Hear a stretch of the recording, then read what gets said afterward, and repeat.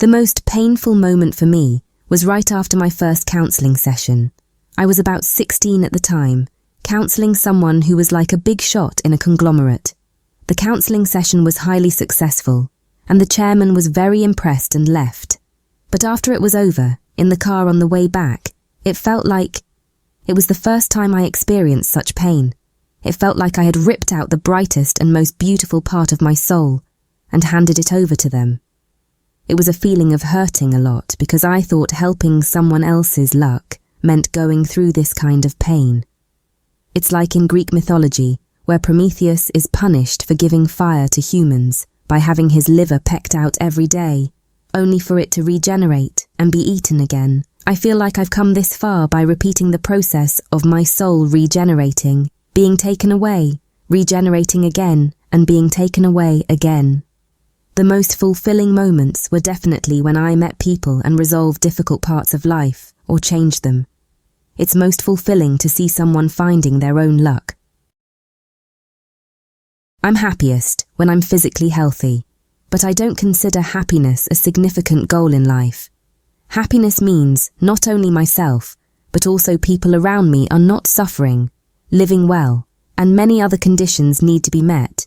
So in most cases, to maintain those conditions, a lot of control is exerted, which often leads to pouring one's entire life into it. I think it's more important to maintain inner peace than to pursue happiness and make it a goal. Just as when I introduce myself, the most memorable teachings were all in books. I often gained insights in the field of natural science, and reading the book Order Out of Chaos made me realize the certainty that, ultimately, chaos and trials come to humans to move towards a better life. Spend some time awakening gratitude for the very small things you've been forgetting, such as being able to see when you wake up in the morning or that one finger can move. How about being grateful for the smallest things that were so basic and that you took for granted? It's opposite to what most people do.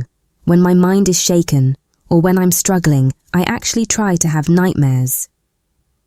People usually recommend pushing away difficult emotions or thoughts before going to bed, but because I've been practicing mindfulness, when difficult emotions or negative things arise, I focus on them. It's like facing the roots of my unconsciousness in nightmares. When people face death, they often realize their love or value for life. Similarly, by facing the most difficult emotions, I also become more firm in my love and determination for life. And when I wake up, I feel like I'm born again. There are things I couldn't choose since I was born, like gender or family background. But in fact, most of life is a choice. Shall we think about the game of ladders?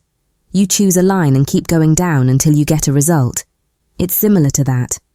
When I make a choice, I keep going down the predetermined path until I get to a certain result. Then, when it's time for the next choice, it's like stopping and playing the ladder game again. If it's short, it starts to show effects in about 2 weeks, and for some it's about 22 days. The effect gradually appears around 21 days when neural networks are formed. Let me give you some tips that are not mentioned in the book. When you have, you'll start to notice very small strokes of luck first, like when you order food and get something extra or receive a different service. When others see it, be happy to the point where they might think, "Is that person stupid? So happy about such small things? Oh my, what difference does it make?" Typically, those who chase away their luck say such things, right? When something small happens, try to be happy like a fool, jumping up and down alone, and the speed at which luck comes will accelerate, so you can attract good luck much faster, and many successful people have done this. Give it a try.